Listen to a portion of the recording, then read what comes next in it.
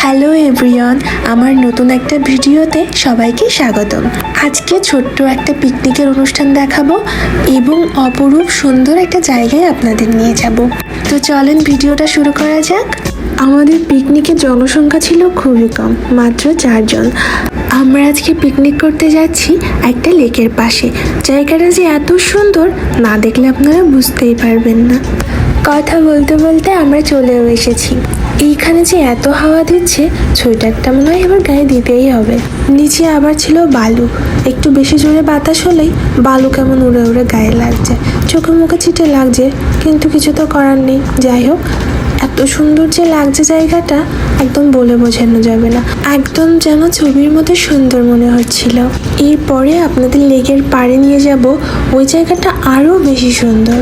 আগে আমরা খাবারটা খেয়ে নিব, আসলে আস্তে আস্তে না অনেক দেরি হয়ে গিয়েছে। এরপরে আর খাবার খাওয়ার সময় পাবো না ঘুরতে গেলে। আমরা বাড়ি থেকে রান্না বাড়া করে সবটা ওখানে গুছিয়ে নিয়ে গিয়েছিলাম। আর এখানে এত বাতাস, থালা ধরে বসে থাকতে হচ্ছে, কিছু করার নেই। কি করব বলেন? ঠান্ডাও লাগছিল জানেন তো, এমনিতেই শীতের সময়, আর এত হাওয়া দিচ্ছে, কি করব। আমি সেদিন খাসির মাংস আর সাদা ভাত রান্না করে নিয়ে গিয়েছিলাম, আর অপরদিকে যিনি ছিলেন উনি চিকেন বিরিয়ানি আর চপ ভাজি নিয়েছিল। এই ছিল আমাদের পিকনিকের খাবার। তবে খাবারগুলো খেতে কিন্তু খুবই স্বাদ হয়েছিল। এখানে তো আবার কিছু ফেলে রাখা যাবে না, টিস্যু পেপার হোক বা খালি বোতল, সবটাই নিয়ে যেতে হবে। সেইভাবেই সুন্দর পরিষ্কার করে সবটা গোছানো হয়েছে। এবার একটু বিরতি। আজ আমরা যেখানে এসেছি, আমাদের বাড়ি থেকে এটা অনেক দূরে। পিকনিকে আসবো বলে কাল থেকে কিন্তু ঘুম হয়নি। কালকে ছিল রান্না বান্না, সকাল সকাল বের হয়ে পড়েছি, আস্তে আস্তে দুপুর গড়িয়ে গিয়েছে। এখন চলেন লেকের পাড়ে যাই। এখানে যে এত বাতাস হচ্ছে, আপনাদেরকে একটু বাতাসের আওয়াজটা শোনাই।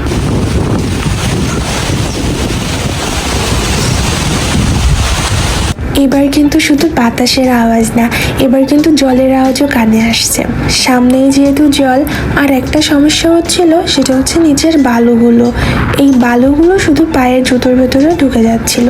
কিন্তু জায়গাটা যে এত সুন্দর, এটা বলে বোঝানো যাবে না, ছবির মতো সুন্দর একদম। আমি এখানে পেয়েছিলাম কিছু সাদা পাথর। ক্যামেরাতে এগুলো যদিও সাদা লাগছে না, কিন্তু এগুলো কিন্তু একদম সাদা। সরাসরি দেখতে এত ভালো লাগছিল, আমি কয়টা খুঁটে খুঁটে হাতের ভেতরে নিয়েছিলাম, খুবই ভালো লাগছিল। ও আমাকে একটা দুটো খুঁটে দিচ্ছিল।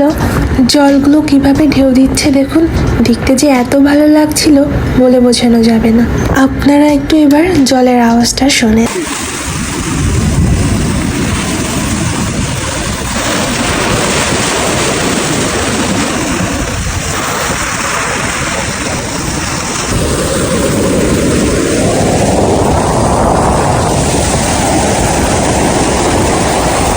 লেকের এপাশ ওপাশ তো দেখা যাচ্ছে না, আমার দেখে মনে হচ্ছিল ওই পাশে দাঁড়িয়ে আকাশের শেষ, ওই পাশে আর কোনো কিছুই নেই। সেদিন আমার খুব জলে নামতে ইচ্ছে করছিল, মনে হচ্ছিল শুধু পা দুটো ভেজাবো, কিন্তু জল ছিল প্রচুর ঠান্ডা। আর এই স্রোত দেখে ও খুবই বারণ দিচ্ছিল যে যদি একবার এই স্রোত তোমাকে টেনে নিয়ে যায়, আমি কিন্তু আর ওঠাতে পারবো না। আমি কেন, কারোর পক্ষে আর ওঠানো সম্ভব না। এখানে বড় বড় ড্রাম দিয়ে কিছু সীমানা দেয়া আছে কিছুটা দূরেই, যে ওর ওই পাশে আর যাওয়া যাবে না। ওর ওই পাশে গেলে খুবই গভীর, ডুবে যাওয়ার সম্ভাবনা আছে, ওইখান থেকে উদ্ধার করা যাবে না। যাই হোক, চারিদিকের ভয়ে তো আর জলে নামা হলো না। এবার আমার সেই সাদা সাদা পাথরগুলো আবার খুঁড়তে বসেছি। ভাবছি কয়েকটা বাড়ি নিয়ে যাব, ফুলদানির ভেতরে রেখে দিব। এখানে বাতাসে প্রচণ্ড ঠান্ডা লাগছিল, কিন্তু বাইরে আসতে আর মন চাচ্ছিল না। মনে হচ্ছিল আরও বসে থাকি, আরও খুঁটি, পাথর মাথর, এগুলো কোনো কাজের না, অকাজই করছি, কিন্তু ভালো লাগছিল। এই যে এইগুলো পেয়েছি। সমুদ্রের পাড়ে গেলে সবাই বালুর ভেতরে নাম লিখে, আমি কেন বাদ যাই বলেন তো? আমিও বালুর ভেতরে নাম লিখে এসেছি। আমাদের যদিও অনেক বেলা হয়ে গিয়েছে, এখনই আমরা বাড়ির দিকে বের হয়ে যাব।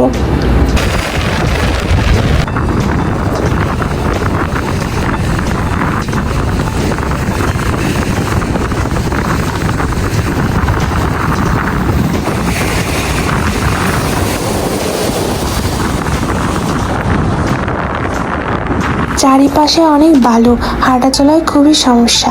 এইদিকে দেখলাম এবার কার্পেট বসানো রয়েছে, ভাবলাম এমনি দিয়ে হেঁটে যায়, তাহলে আর অসুবিধা হবে না। আজ আবার এখানে দেখছিলাম একজন ঘুড়ি ওড়াচ্ছে। আসলে এত বাতাস, ঘুড়ি ওড়াতে খুবই ভালো। দেখে যে দেশের কথা এত মনে পড়ছিল, কি আর বলবো।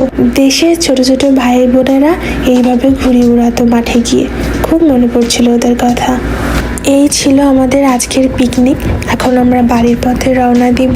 অনেক বেলা হয়ে গিয়েছে, কিছুক্ষণ পরেই সন্ধ্যা নেমে যাবে। তো আজকের ভিডিওটা এই পর্যন্ত। ভিডিওটা ভালো লাগলে একটা লাইক করে দিবেন। সবাই ভালো থাকবেন, আবার দেখা হবে।